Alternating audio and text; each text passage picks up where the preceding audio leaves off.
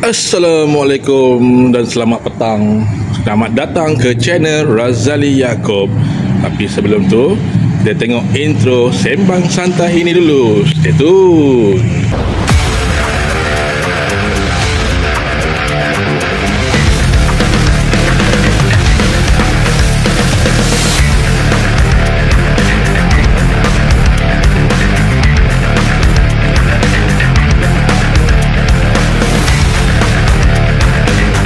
Okay guys, dah lama aku tak buat video berkenaan dengan Honda Dash 125 Fi aku ni.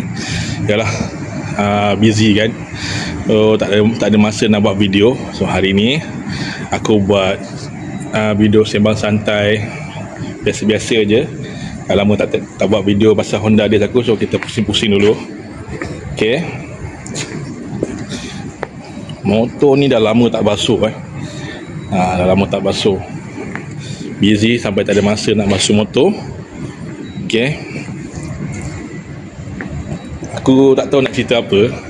Aku just nak show aku punya Honda Dash je. Sebab dah lama tak buat video, hampir sebulan lebih tak buat video. Aku just nak share je pasal keadaan motor aku sekarang ni. Alhamdulillah, bersyukur aku pada Tuhan sebab beli sebuah motor, orang kata tak banyak kerena dan senang nak dijaga, iaitu Honda Dash 125 Fi. Motor ni aku beli pada tahun 2010. Sekarang ni dah 2010 pula, silap 2020. Sekarang ni dah 2025. Dekat 5 tahun dah motor ni aku beli, aku pakai. Aku sangat berpuas hati lah, walaupun motor ni tak adalah laju mana.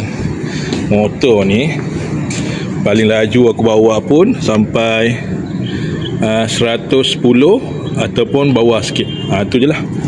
So jadi lepas ni aku nak cuba try pakai sprocket saiz lebih kecil lagi dekat belakang ni. Depan ni aku nak pakai 14 lah. Pakai saiz 14 mula. Kan depan ni 15, belakang ni 38. Lepas ni aku nak pakai belakang ni 36, depan 14. Aku nak tengok dia punya ratio dia macam mana, dia punya power macam mana, dia punya pick up macam mana. Okey. Siapa-siapa yang belum subscribe channel Razali Yaakob, aku minta tolong support channel aku, subscribe, like and share video ni pada semua. Okey. Alhamdulillah, syukur pada ilahi masih diberi nafas untuk hidup sampai setakat ni. Okey, alhamdulillah. Motor ni tak ada banyak ragam, senang nak jaga. Puas hati lah. Puas hati sebab motor ni memang aku cakap apa, memang tak ada banyak kerena. Tak ada banyak kerena. Tukar minyak hitam, tukar spark plug. Senang. Maintenance pun rendah. Alhamdulillah, syukur. Okey, sampai sinilah sembang santai aku petang ni. Okey, minta tolong support channel YouTube aku ni. Subscribe, like and share, komen guys. Thank you. Assalamualaikum.